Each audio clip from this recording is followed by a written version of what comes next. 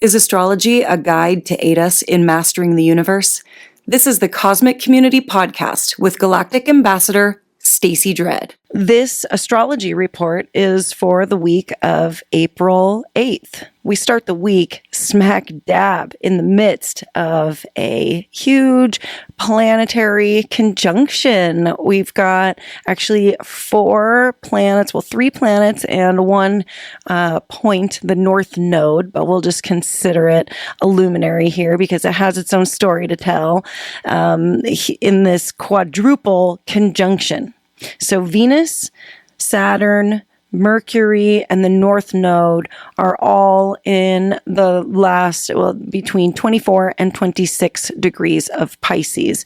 And so this is significant when you have this much energy blended together in basically all these 4 points are all together in these last degrees of Pisces. And the planet Mercury just went direct, just moved out of the retrograde and is still going to take some time to get moving, but basically sitting very still. Venus is going to be stationing direct, moving out of retrograde later this week. So also very still at 20, this is at like 26, 25, 24 degrees of Pisces. And so this is a point that has been drilled down on over the past couple of months as Neptune has been in the last bit of Pisces here, and Saturn has now approached and is here right here with these 2 personal planets, Venus and Mercury, moving direct and providing support and stability for the retrogrades and for their journey moving forward out of Pisces and into Aries, letting things go and allowing things to come to completion during these final degrees of Pisces can be tough for this being the last sign of the zodiac, can be a tough thing to kind of let things go, but it's part of the Pisces energy. So right now, if there are things that are coming to fruition as these retrogrades are coming to completion in terms of letting things go and releasing and kind of like a responsible departure point or any kind of decisions, that are needing to be made or have been needing to be made. This is the time when the energy starts to turn and we start to see some more clarity. The mystery of Pisces definitely still exists, but when Saturn comes in, we have that more reasonable, realistic, rational mindset that can sort of wade through the Pisces mystery a little bit, provide some clarity, help to make some decisions, turn the corner here in terms of the story. And the North Node is just doing more of this fateful, destined work when the North Node is in this conjunction with these planets. It's kind of like, okay, that's great. All of that Pisces dreaming and everything that's being explored in terms of hopes and dreams and desires, that's all tied up into Pisces energy is, being steered in a direction, in a destined, fateful way with the North Node involved. The North Node brings in our destiny. It is going to be having us take turns and see some really brilliant moments come through in terms of, hey, getting more information, more direction, and some of this mystery coming to completion and starting to Aries, head into more of a direction. This whole, first I wanted to point out that the number 4, we have this quadruple conjunction, and when you have 4 points together, I just wanted to point out that 4 is also a really strong number, that there is stability when you have 4 legs to a table, 4 legs to a chair, that is a representation of the number 4, and that here in this quadruple conjunction, it's very stable with them all leaning on each other, all these energies leaning on each other. It's almost like there's no third wheel. Everybody has support. Everybody can feel like they can, be of their fullest, most benevolent, highest and greatest, work for their highest and greatest good here. So this is all in a trine with Mars, and Mars is our action planet. Mars wants to shoot first and ask questions later. There is an element to sort of wanting to take action here. Saturn in a trine with Mars, though, should keep some of that wild, instinctual energy that Mars can have under control a little bit more. That realistic, rational Saturn is talking to Mars and saying, hey, yeah, we do need to take action. There does need to be some discipline here and some decisions be made, but we want to make sure that they are Saturn, going to be for the best and most responsible for us here. And then this also is in a sextile with Uranus. All 4 of these planets are at these points in the final degrees. We also have Mars at the final degrees of Cancer and Uranus in the final degrees of Taurus. So all of these energies are talking to each other. Mars, that active planet, very much involved, but Uranus, the planet of surprise. There's going to be absolutely an element to this week that is surprising. There could be things that happen that are that awaken us, or that are sort of awakening, bring new light to things. Uranus is like the lightning strike. You can see everything really brightly while that lightning is striking, and that is the element of, it's kind of the wild card that comes in. Mars is already kind of a wild energy. Saturn here very much taking charge and in control. This Uranus, though, always absolutely something to look out for when it comes to like accidents and like injuries. Mars, Uranus together, they can sometimes create accidents. So got to be kind of careful and take your time with things, as Uranus kind of wants to push things along a little bit more. Then we have kind of the big meal deal later this week, the Libra full moon. That is on April 12th. This is at 23 degrees of Libra. The moon is at 23 degrees of Libra, and the sun is at 23 of Aries. And that is what creates the full moon, is when the sun and the moon are in that total opposition with each other in the zodiac chart. So the sun very much in this Aries area, more concerned identifying with the self, with the self's needs. Aries very much about the individual and the identity and the ego, and this is a confident and very outgoing leader, initiator energy. And then the moon in the opposition in Libra, and that's why it's the Libra full moon, because the moon is in Libra, 23 Libra. So check out where 23 Libra, 23 Aries, really 23 degrees of any sign where you have points in your astrological birth chart.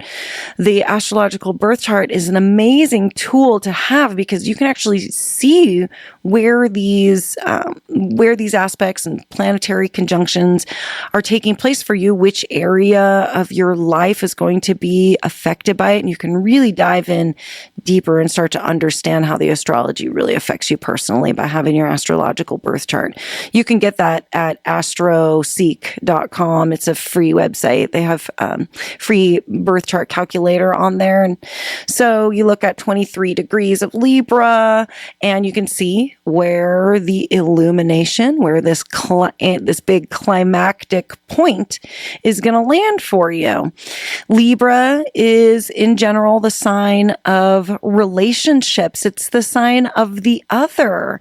And so this opposition between Aries Libra is always an interesting one. As I mentioned, Aries is more about the self and the individual and my greatest good. And then Libra is about the other person. It's about relationships. It's about other people and our, ability to be in relationships and one-on-one with others. And it is about the other person and sort of the greater good of the relationship and of the other people. Libra is a Venus-ruled sign. Venus is, as I mentioned, just getting out of this retrograde this is actually taking place on the day of the full moon. So this is really marking a beautiful turning point for Libra, for relationships, in my opinion. If you have the ruling planet of the sign doing something very important, like stationing direct from a retrograde that's more rare, then which Venus, you get a few less retrogrades than like Mercury. Mercury retrogrades a lot. So this to me signifies a turning point for Venus. She is really going to be moving forward in relationships in terms of what's in the heart. And she's in Pisces, Venus, and she really operates pretty well there, exalted in that sign. But when she moves into Aries, she's a little more debilitated, is the term for when the planet is in a sign that's completely opposite a sign that they rule. So she normally is more comfortable in Libra, and so going to be going back into a territory where she's not as comfortable, not as strong until she reaches Taurus here in, I'm going to say, a couple of months. I don't know the exact timing, but it's going to take a while for Venus to gain some steam, move out of Pisces, move through Aries, and then reach Taurus, another Venus-ruled sign where she's going to be much more comfortable and much more herself and able to reach into her own qualities a little bit more. But I'm bringing that all up because the moon is in Libra. Libra is generally ruled by Venus, but Venus is in Pisces, which is a Neptune-ruled sign, which is in Aries right now. So kind of being ruled already by the Aries energy, where she started her retrograde and is on an imminent course to return there to finish the work. This Venus retrograde has been going on for a couple of months now, so there's going to be new information that comes along here in terms of the retrograde ending and having this illumination in Libra, a Venus-ruled sign. So other things that Libra represents. This is fairness. This is judgment. Normally, good judgment is a quality that Libra has. This is represented by the scales of justice. So that fairness and that justness coming in, and very much a sign of diplomacy. This is like a trustworthy type of energy. Libra is like a good friend anyways, because Libra is the sign of relationships. And usually you can really trust, people that have a lot of Libra energy. And so right now, leaning in to your relationships and putting the trust there is sort of what the full moon here is representing, among so much more. I mean, Libra gets the whole like sign of relationships thing, and that's just not your marriages and romantic relationships. This is all the different types of relationships in life: business relationships, relationships between children and siblings, and mother and child, father, child, grandparents, just familial relations, and also relationships that we have with ourself. And these can be very illuminated around these full moons. And this is also in just kind of a volatile point in almost a T-square here, with Pluto at 3-4 degrees of Aquarius and Mars at 28 degrees of Cancer, forming what looks to me like a T-square. And this Pluto-Mars opposition is building up again. We had it a few months ago when Mars was coming into retrograde, leaving Cancer, and then we had the second pass here at the opposition with Pluto. And then now we are having the third pass of that. And this is also a time where we could see accidents, we could see just kind of darker things happening. Pluto kind of just brings things up from the depths. Mars kind of can't really control itself, is kind of irritable and anxious and impatient, so there can be kind of this a tough energy to this opposition. And this is building.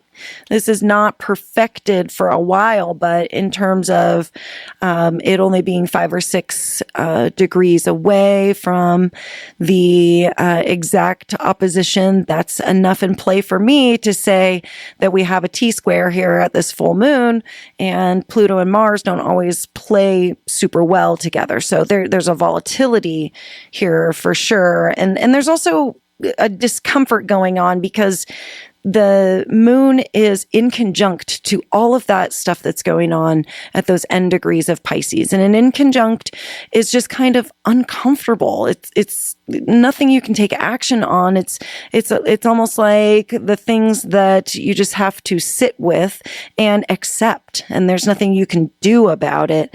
The sun is also in a conjunction to Chiron here. We could have some of our wounds coming out and being seen at this full moon. Anytime the sun is in a conjunction with Chiron, we get our immortal wounds, really brought out into the spotlight. So kind of some uncomfortable things going on with this full moon, but also in terms of the Libra energy, it's all just very just and very fair. And there is a peacefulness and a balance that Libra always wants to find. And in a way, it's almost exactly the good medicine for right now, I feel like, is this Libra full moon. The South Node, was just there. And so we've done a lot of work in Libra, letting things go, letting old relationships go, letting old relationships with ourselves and different parts of ourselves go. Lots of things with the South Node have just disappeared from our lives, from ourselves, from our heart, from those Venus places in us. And now the South Node has moved on to Virgo, but Libra has this detoxified sort of energy to it. And this full moon is like a time for Venus and for Libra to shine in its new beauty after being scrubbed by the South Node. So, this is an interesting week. I feel like it's a really good turning point for the retrogrades that we've been doing. Those are both turning around this week. We have a beautiful Libra full moon that's very peaceful and balancing.